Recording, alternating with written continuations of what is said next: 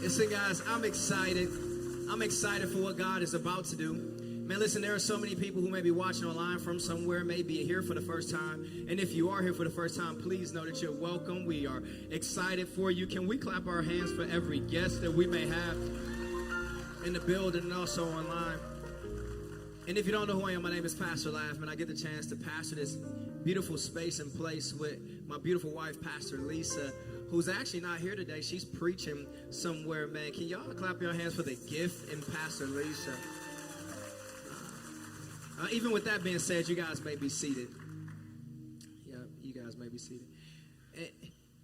And in husband fashion, since my wife is not here, we're going to talk about her. It's just the right thing to do. Let me tell you something about my wife while she's not here, and I can talk behind her back. It is this. Maybe your wife is the same way. My wife loses everything. Everything.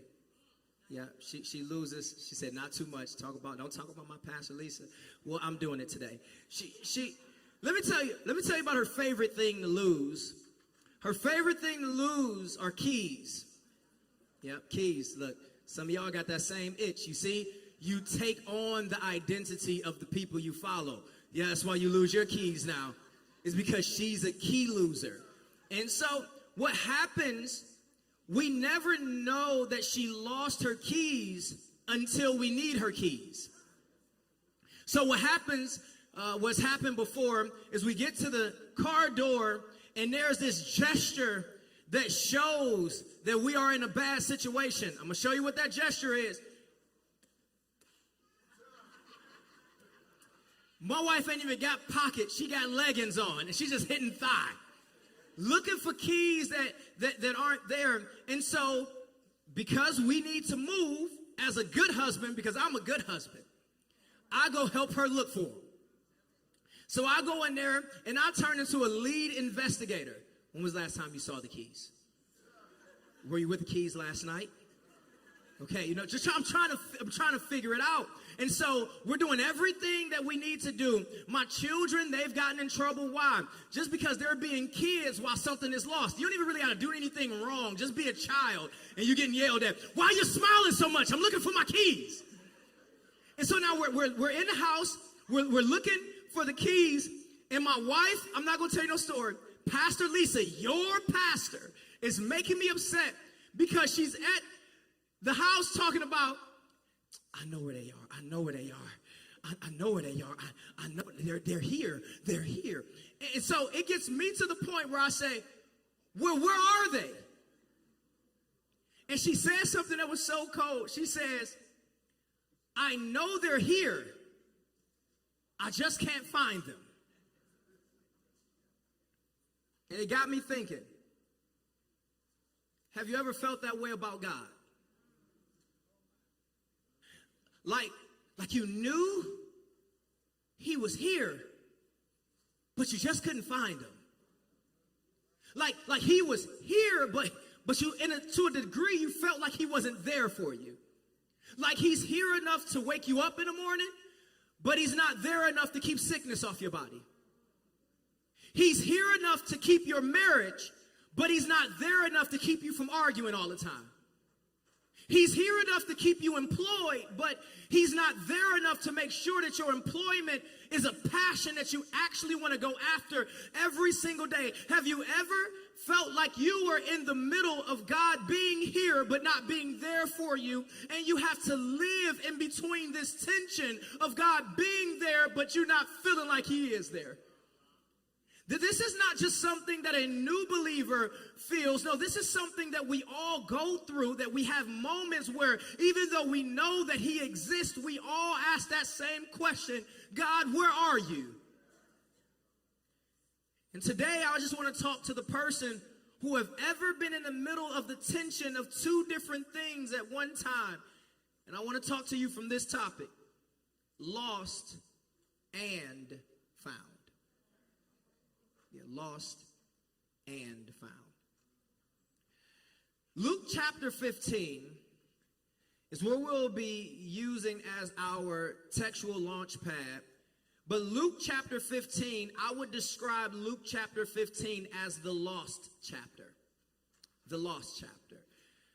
The reason why I call it the lost chapter is because Luke chapter 15 is a chapter within the Bible that gives you three different stories about three things that were lost. It starts off at the top, and it starts off with this idea of the lost sheep. Say the lost sheep. And so the lost sheep is a story, and for those who've been in church for a little while, you've probably heard this. The lost sheep is a story about a shepherd who has 100 sheep, and though he has 100 sheep, one out of the 100 walks away and finds itself lost and not in community with the other 99. So what happens is the shepherd, he goes after the one to bring the one back to the 99. What's beautiful about this particular story is that I resonate with the one. Like, you don't have to tell the truth. For me, I'll tell you, I've always been the one that went out on my own, trying to figure life out by myself, not being in community with people, trying to tell myself what I can and could not do. And I found myself lonely and without community. But what I love about this particular text is that God says that even if you walk away, I'll walk after you. See, if that's anybody's testimony in here, that you lived long enough where you walked away, but God came after you. You did not have to do anything special. God said that you are special enough to me that when you walk away, I refuse for you to meddle in mediocrity, that I will always push you into your purpose. And if I got to come get you, I'll come get you. That's the lovely thing about the God that we serve, that when we're lost, he'll come find us. He'll come find us. It's the lost sheep. Shout lost sheep. And then at the end of the story, which is the longest out of the three, the trilogy of the lost stories, there's three stories of being lost. The last of the three, it talks about a lost boy. It talks about a lost boy. You call him the lost son. Many of you call him the prodigal son. But reality is he's just a lost son. He's a kid who grew up privileged in a palace. And because he grew up privileged and in a palace, he did not know that life was real out there. And so he looks at his father. He says, I've grown up privileged and in a palace, but I think that I can survive on my own. He asked his father for his money. He left the house. He left the palace, but he ended in a pig pen. Yeah, this is just speaking to the person in the room today who did not believe it when God says he'll cover you and he'll keep you, but you don't ever want to be without the Father's covering. Yeah, this young man, he left the Father's covering, found himself in a pig pen, and what I love about the scripture says that he came to himself and went back. See, what I love about honest people is that you'll get to a place in your life where you ain't got to allow nobody else to convince you. I'm convinced enough. I came to myself and came back to the church. Because I realized that even though they may have been good to my body, there was no good to my soul. That even though they were there in the deepest, darkest moments, I realized that they were also the people who drugged me into the deepest, darkest moments. And that I had to return back to the Father in order to really understand my value and my worth. You want to know something that I love about that particular scripture and that particular story is that even though the son leaves, in this particular story, the father never chases him. The father says, there's too much stuff to take care of at the home in order for me to chase somebody who don't want to be chased in the first place. I just want to talk to a few people out here chasing people who want to be in the pig pen and not the palace. And you're frustrated with them trying to tell them about palace life, but they're having too much fun in the pig pen. Sometimes you got to allow a person to get dirty in order for them to fully understand the value of being clean. But what I love about the Father is that the Father is always waiting patiently for them to come back because he knows that at the end of the day, you're worth more than the pig pen that you were in. Can I speak to the people who are in the room today? Despite where you come from, you are worth more than the pig pen that you were in. This is the story, the trilogy of the lost stories. But here it is. Here's my favorite part. And I believe not only is it my favorite, I believe that it is probably the most crucial of the three. It's in the middle of the three. And in the middle of the three, there's a short, just little bitty story about something that we will call the lost coin. Say lost coin. This is how it starts. It says, or suppose a woman has 10 silver coins and she loses one. Won't she light a lamp, sweep the entire house, and search carefully until she finds it? This woman, she lost a coin, she lit a lamp, she swept the house, and then she searched carefully. This woman sounds like Pastor Lisa when she loses her keys. No, that's petty. That was just a petty moment. That was not even in my notes. It just felt good. But this woman, she lights a lamp, she sweeps the house, and then she searched carefully for the coin in which she lost. To have a better understanding of what we're going to talk about, you need to understand this, that the woman represents God and the coin represents us. So when you read this story, I don't want you to think coin, I want you to think you. I don't want you to think woman, I want you to think God. Now let's reread the story in a different way. Or suppose God got 10 people, but he loses you. Won't he light a lamp? Won't he sweep the entire house? Won't he search carefully until he finds you? This now gives us a depiction of how far God will go in order to bring you back to what you're supposed to be brought back to. Shout, light a lamp. Light a lamp means that he'll push back the darkness until you're visible. See, I just want to preach to real people in the room today who you can be honest with yourself and be honest with others, that the situations that you've been in your life, you've been in some dark situations. And not only have you been in dark situations, you've been around dark people with dark thinking, and truth be told, you've done some dark things. And while you were in those dark situations, you saw light creeping at the door. Now here's the catch. You didn't turn on the light, but you saw the light creeping at the door, and it is because God came with a flashlight into dark places looking for the thing that he lost. When God feels like you are lost, he will go into the deepest, darkest valleys to make sure that he comes to get you, because you are just that valuable to God, and it is hard to see your value in dark places.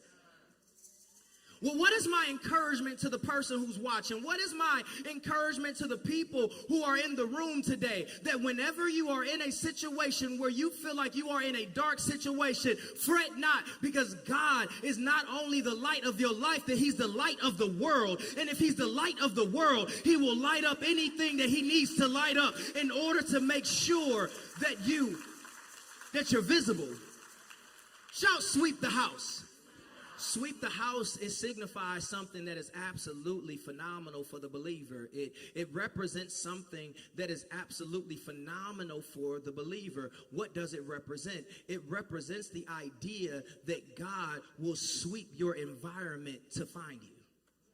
Yeah, he sweeps the house. He sweeps the house. Whenever you're looking for something, you will find yourself sweeping for it. And what's beautiful is by the time you finish sweeping, you didn't just sweep the house. You didn't just sweep the environment. You swept over the thing that you actually was looking for.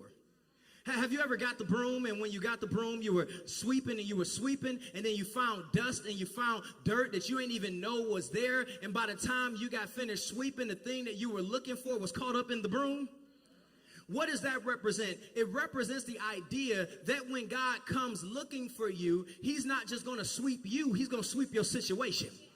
He's going to not only make sure that you're good, he's going to make sure that everything around you is good. And all of us know the truth, that when you gave your life to Christ, you went back to your same situations. It just didn't look the same anymore. The conversations wasn't the same anymore. Your thought process wasn't the same anymore. And you're wondering to yourself, well, when God swept you, he swept your home. When God swept you, he swept your children. When God swept you, he swept your marriage. When God swept you, he swept your business. When God swept you, he swept your travel plans. When God swept you, he swept everything around you. And what I love about the God that I serve is that God is the same God that's not just going to sweep me, he's going to sweep the things next to me. That's why I love him. I love him because he ain't just thinking about where I am in the moment. He's thinking about where I'm also going to be after the moment. Because here's the real reality. Many of us, when God swept us, we still went back. So the reason why God got to sweep our entire environment, it is because it's hard to find clean things in dirty places. And what sometimes we have to understand, it is not even you that was actually dirty. It was the environment that you were in. You're actually a half-decent person, got a half-decent mind on your shoulders. Here's the catch. You kept on going back to dirty places, so their dirt was on you. What if I told you that half of the mess you dealing with ain't even your mess, it's your neighbor's mess? What if I told you that the mess that you're dealing with is not even your mess, it's your mama's mess, it's your daddy's demons, it's the stuff that they've dealt with, and for whatever reason, because you were in the environment, the stuff got on you. But praise be to God that when he got me, all of my mama mess got off of me, all my daddy stuff got off of me, and I ain't gotta be dirty like everybody else. He sweeps the house. But then the scripture says, because that's all I'm telling you is what the scripture says. The scripture says that not only does he sweep the house, not only does he light the lamp, but then the scripture goes on to say that he searches carefully. Shout carefully. See, carefully means meticulous. Yeah, carefully means without flaw. Carefully means that it's persistent. Carefully means that he won't give up. Carefully means that he won't quit. And I thought to myself that if this woman is willing to light a lamp, sweep the house, and search carefully, she's messing up the whole house. Some of y'all know how that is. When you're looking for something, you're willing, here it is, you're willing to mess up everything to find that one thing. Y'all gotta get with me. You're willing to mess up. I just told y'all that if the woman represents God, God is willing to mess up everything to find that one thing. And you've been in life sometimes where you're trying to figure out, why does everything seem shaken up? God will shake up everything in order to find that one thing. Your job shaken up just to find that one thing. Your relationship shaken up just to find that one thing. Your money shaken up just to find that one thing. And you will find yourself in a situation where God will shake up everything in your life just so that he can find you. Here's the point that I'm trying to make to you. He'll disturb what is comfortable to discover what is precious. That God will disturb what is comfortable to make sure that he discovers what's precious. When you lose something that is precious, you are willing to mess up anything. Ask a woman that lost her ring one day. What was she willing to do in order to find her ring? Ask a man who lost his wallet one day what he was willing to do to find his wallet. Ask your children when they lose their controllers. What are they willing to do when they need to find their controller? When something is precious to you, you will go to the car, you will move the car seats back. You will lift up the couch. Some of y'all didn't even know you were that strong. You lift up that couch and say, Why? Because it's precious to you. Here it is. Now, if God says that you are that precious to him, what makes you think he won't lift up that relationship? What makes you think he won't lift up that job? What makes you think that he won't rearrange everything just to make sure that you are back to the place in where you belong? God will rearrange some things for you. And I love it because here it is. When I look back over my life, I can identify some areas where he rearranged some things. People that I used to be with, I ain't with them no more. People I used to talk to, I don't talk to no more. Places I used to go to, I don't go there no more. I used to go to the bar for peace. Now I pass by the bar and say, peace be with you. There's something about God rearranging your life and everything in it but not just to mess it up, but so that he can get the one that's messed up.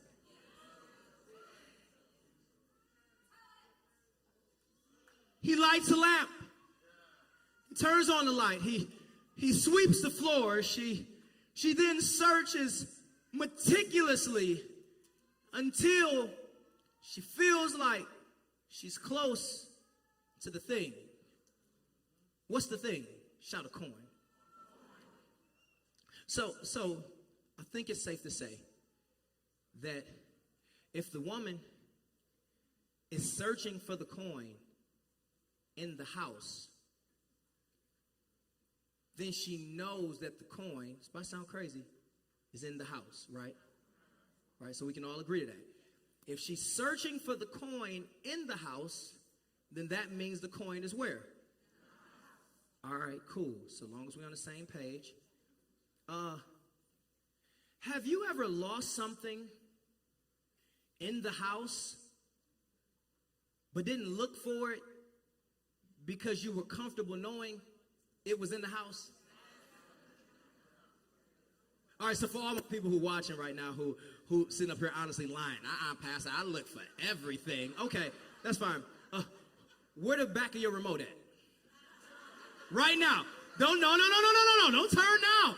No, don't go to another YouTube channel. Yeah, where is the back of your remote right now? Just expose batteries right now. Every time you put the remote down, they pop out the back because you don't know where the back, but what do you say to yourself? It's in the house.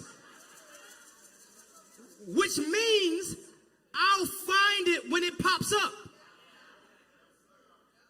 What I love about this woman is that even though she knows the coin is in the house, she refuses not to look for it. She's saying, what good is it to be in the house, but out of purpose? Like, I know that it's in the house, but I also know that when it's out of my possession, it's out of purpose. Okay, what am I trying to help you guys understand? It's not good enough just being in the house and out of purpose. It's not good enough being present but not accounted for. It's not good with being present but then lost in the kingdom or lost in the church or lost in the house. What God is saying is that when you are disconnected from me, you are disconnected from purpose. Shout purpose. The reason why the woman continues to look for the coin is because she understands that though it is close in proximity, it is far from its purpose. What am I trying to help you understand? Here's something I really want you to write down. It is this. Don't ever confuse proximity with connection. That's big. Don't ever confuse proximity with connection. She may be close to the coin, but not connected to the coin. Ooh. You may have some people who are close in your life, but not connected to your life. Have you ever had people around you for so long, you finally look up and say, what are you here for? Like, you don't pray for me. You don't talk with me. You don't connect with me. You don't push me. You don't guide me. You don't instruct me. You don't cover me. You ain't there for me. You may be close in proximity, but you're far from connected. And what the woman is doing in this season, she is looking around saying, though I know the coin is close, it's disconnected. And when you are disconnected, you are likely disconnected from your purpose. Your purpose. What is the purpose? Shout purpose. Purpose. The purpose. What is the purpose of a coin? What's the purpose of a coin? Purpose of a dollar. Purpose of a medium of exchange. Oh, here it is. The purpose of a coin, the purpose of a dollar, the purpose of a medium of exchange is to add value. That's what the coin is, right? So if the woman is God and the coin is us, the purpose of the coin, us, is to add value to the house, not just sit in the house. You know what sits in a house? A couch. You know what adds value to the house? The coin. And what I've seen too many times are coins taking on the identity of couches. People who are called to add value, you just sit there. And so now my job is to tell you, though you may feel like a couch, you're a coin. Though you may think you have no value to add, you do have value to add. That everything that God has created you to do is he's creating you to add value in every single room that you are in. This is why I've told people, and I'll keep on telling people, I don't go to rooms where I'm tolerated. I go to rooms where I'm appreciated. Because in the rooms that I am appreciated in, I add value in those rooms. I don't go to rooms where they tell me to shut up and be quiet. Now, I'm not telling you that you can't have rooms where you get there and you learn, because that's valuable in itself. But I am talking about taking a back seat to your destiny because somebody else got an ego that you got to placate. I'm not placating your energy. I am a coin. I add value at the family reunion. I add value in the conversations. I add value inside of the meetings. I add value to the company. And the moment that you don't see my value, I'm going to take my value somewhere else because I know the value of what God has done inside of me. So no longer are we supposed to stay in the house and act like a couch. We're supposed to stay in the house and act like a coin. You are valuable, girl. Don't let nobody else tell you differently. I know all of the sweet nut. I can find somebody else just like you. We'll go find them. And I can promise you, you will not find another like me. I'm different. I add value to your situation. Those nappy-headed kids are only good because I'm in the room and because I'm speaking over them and because I'm praying over them. There is something that we have to take on because when you are a part of the kingdom, you have value. Shout value. Proximity is when you come to church. Connection is when you become the church. Yeah, proximity is when you just walk in, but connection is when he walks out with you. There is something about the connection that's real, and I want to be very clear that I said when you're disconnected, there's a lack of purpose, not a lack of value. I think this is very important for you to hear. I am not saying that there is a lack of value on your life. I am telling you that when you are disconnected, there is a lack of purpose on your life. See, value. See,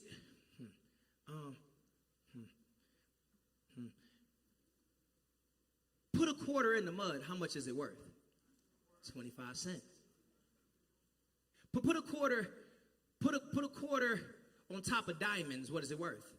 25 cents plus the diamonds. We can talk about that now. We can argue. Right? And we learned this. I'm going to tell you when you learn this. You learn this as a little kid. I'm going to tell you how when you learn this. Maybe this is just me. Now, if y'all relate to this, you better show your boy some love. Okay? So, I remember my birthday. I was a kid. And I got all this birthday money. Say all this birthday money. It was about $27. And I got all this birthday money. And I'm telling you, Fruities for everybody.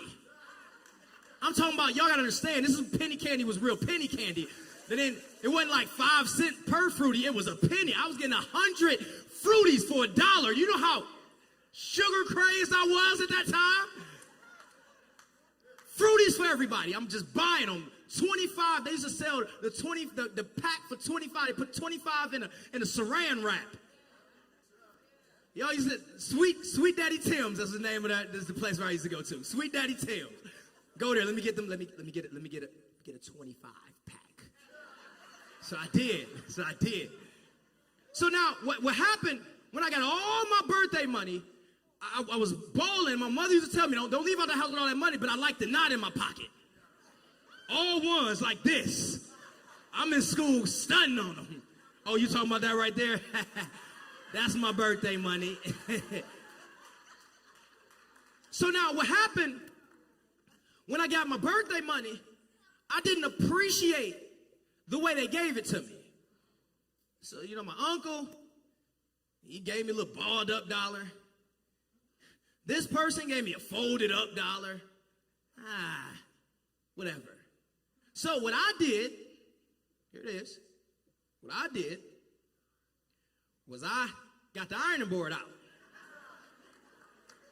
This is still in the years where you use starch. I got that can. I sprayed that dollar. I got that iron and the steam just. And by the time I got finished with the balled up thing, it looked new.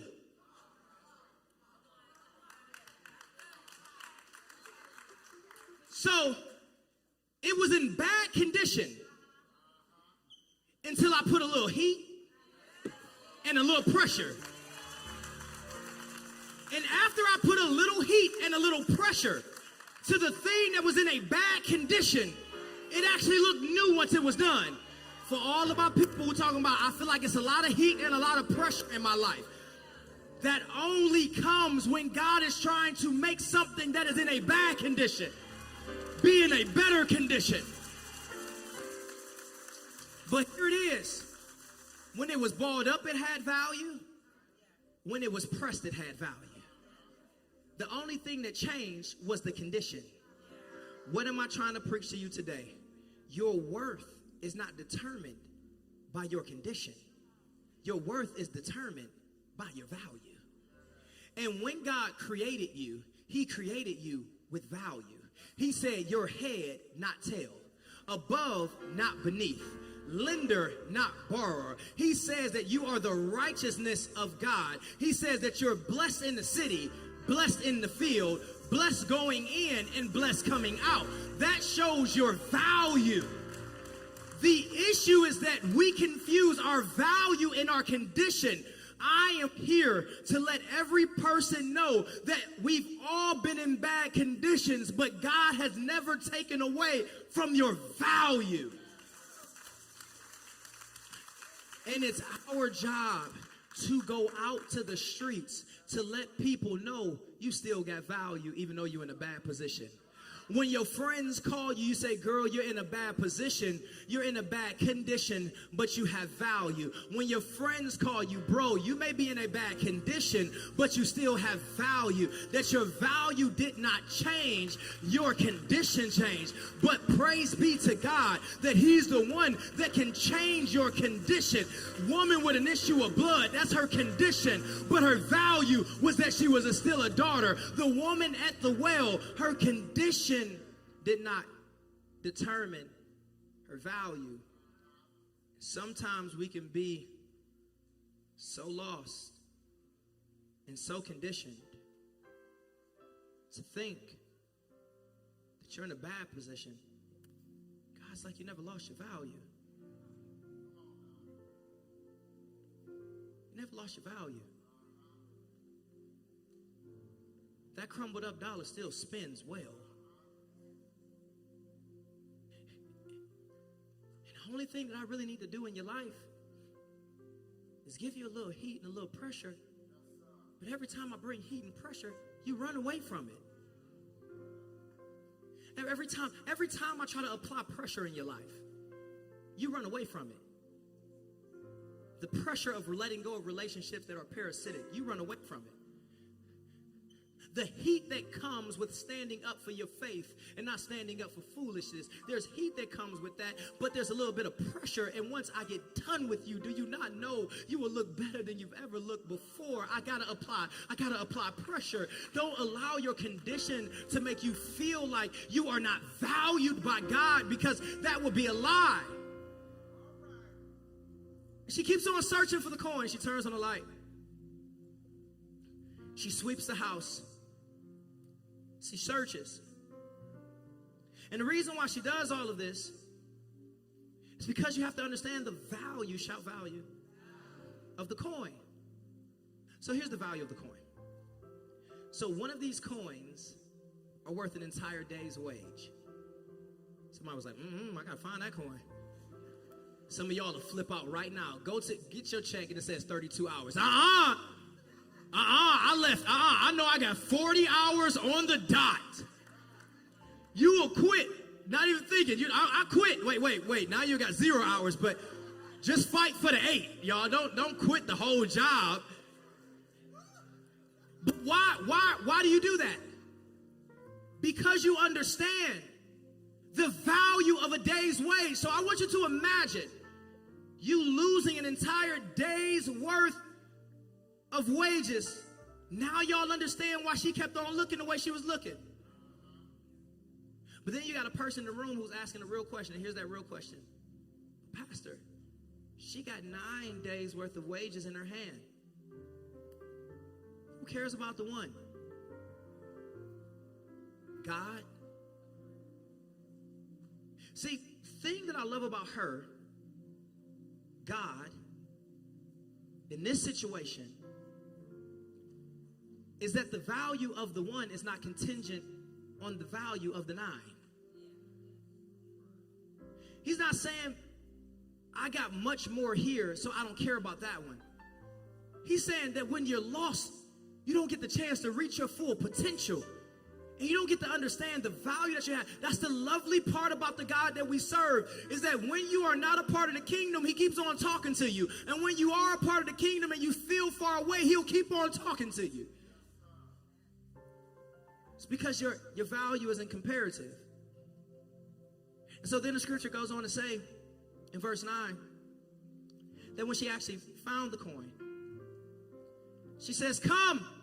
She went to get her friends and her neighbors, and she said, rejoice with me because I found my coin.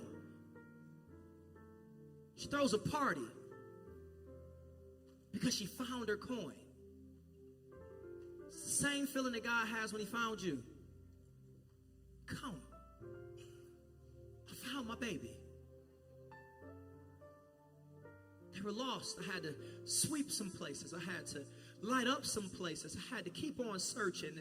And it seems like they were hidden behind all that sin. It seems like they were hidden behind all of that darkness. It seemed like they were hidden behind all of that stuff. And even though most people would have given up, they would have said that I have enough in my hand. God says, I don't care how much I have in my hand. I'm willing to do anything, and I'm willing to do everything. I'm willing to rearrange everything just so that I can find the one, because the one is valuable to me. You are value to me. That's why he's relentless after you, because you have value. This is why he keeps on coming after you, because you have value. This is why he won't stop chasing you, because you have value. That means every time you walk away, you keep on hearing him whisper in your ear, because you have value. Every time you do something that you know breaks his heart, he convicts you because you have value.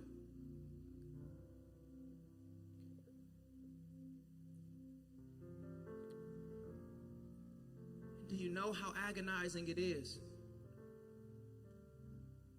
for a person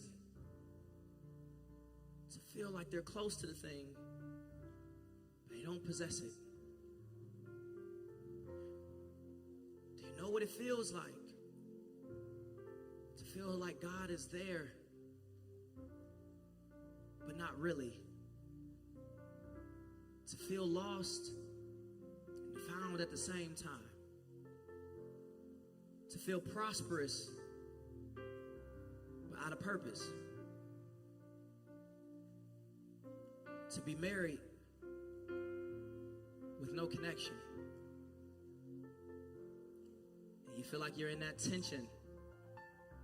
You're in that tension. I know he's there, but is he there for me? And it's this weird feeling that we've all gotten, including me. I'm included in this, where there's been plenty of times in my life where I sat there and I said, God, I know you're real, but why don't you feel real right now? I know you're close, but I don't feel connected. And so for the person whoever felt that way, I'm never going to tell you that your feelings are not valid. I'll never tell you that that's not the proper way to feel. I'm not telling you that even the people who sing on the stage and stand on the stage and serve at the door and wave in the parking lot and ministers in prisons and goes to the street corner to talk to homeless people, that those people don't feel that way, because we all do. But let me tell you something that I've learned in counseling over these years. Feelings are the biggest liars that you will ever meet in your entire life. Your feelings. Oh, I feel. No. Your feelings sometimes can lie to you, because your feelings can tell you things like God is not there for you. When God says this stuff on a consistent basis, that I will never leave you, nor will I ever forsake you. Pastor, where does he say that? I'll tell you where he says it. He says it in Deuteronomy. I will never leave you, nor will I ever forsake you. Oh, I'm sorry. In Hebrews, he says, I'll never leave you, and I'll never forsake you. Joshua, he says, I'll never leave you, nor will I ever forsake you. So this same sentence was in the Old Testament, and this same sentence is in the New Testament. It is this evolving promise, this revolving promise that God's trying to help his people understand. That though you may feel lost in moments, I've never lost track of you. That even though you may feel like I'm not there, I am always there. That though sometimes you may feel lonely, baby, I will never leave you, nor will I ever forsake you. The same promises that I gave to Joshua and the people who were of the Hebrew nation, the same promise that I gave to the Israelites is the same promise that I give to you. So whenever you're in that situation that you feel lost and found, you tell the enemy to go back to the pits of hell in which he came. Because if you ever heard of a guy named David, David says that God is always with me. He goes so far, he says that when I'm on the mountaintop, he is with me. And then he goes as far as saying that even if I go down to the pits of hell, that he's with me also. So I don't know where you are on the spectrum. All I'm here to tell you is that God will never leave you, nor would he ever forsake you. He is there for the good times. He's there for the bad. He's there when you're smiling. He's there when you're sad. He's there when you're up. He's there when you're down. He's there when you're rich. He's there when you're poor. God is always there.